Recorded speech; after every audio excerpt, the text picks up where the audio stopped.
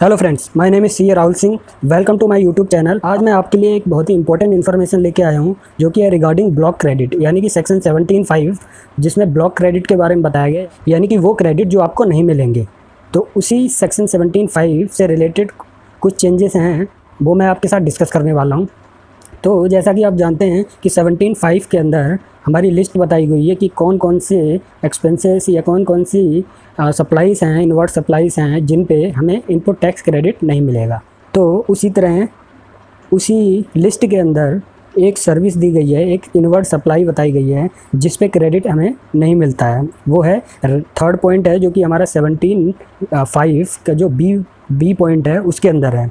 तो उसमें लिखा हुआ है बी पॉइंट के थर्ड पॉइंट के अंदर, जो बी पॉइंट का थर्ड पॉइंट नंबर है, वो है rent a cab, life insurance and health insurance. तो ये जो है rent a cab, life insurance है, हेल्थ इंश्योरेंस, इनसे रिलेटेड जो भी सर्विसेज होगी, उन पे जो आपने टैक्स पे किया होगा, जीएसटी पे किया होगा, उसका क्रेडिट आपको नहीं मिलेगा। लेकिन साथ में ही आप देख रहे हैं कि इसमें लिखा हुआ है except where the government notifies the services which are obligatory for an employer to provide to its employee under any law for the time being in force। यानी कि वो बोल रहा है कि ये जो सर्विस है जिसका इनपुट आपको नहीं मिलना है, जो rent a cab, life insurance, health insurance, तो इन पे आपको क्रेडिट मिल जाएगा अगर गवर्नमेंट नोटिफाई कर देती है सर्विसेज जो कि which are obligatory for employer, यानी कि गवर्नमेंट डिसाइड कर देती है या नोटिफाई कर देती है कि ये जो है एम्प्लॉयर यानी कि कंपनी के लिए मैंडेटरी है उन एम्प्लॉई को सर्विस देना।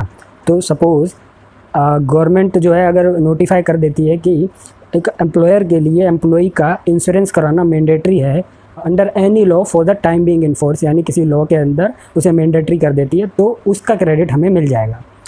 तो इसी से रिलेटेड हम रिसेंट जो है क्लैरिफिकेशन देखते हैं। अभी जैसा कि 15 अप्रैल 2020 को जो एक order ministry of home affairs का इशू हुआ है, उसमें इन्होंने section 10 sub section 2(I) of disaster management act 2005 के अंदर जो है इन्होंने कुछ गाइडलाइंस जो है लॉकडाउन से रिलेटेड इशू की हैं।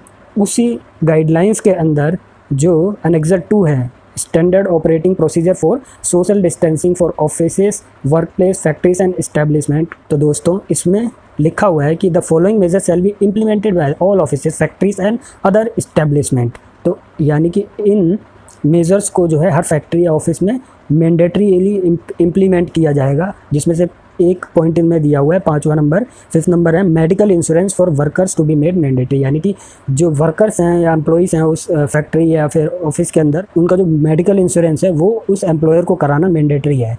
यानी कि इस डिजास्टर मैनेजमेंट एक्ट के अंदर इसको मेडिकल इंश्योरेंस को मैंडेटरी कर दिया गया है फॉर वर्कर्स बाय एम्प्लॉयर।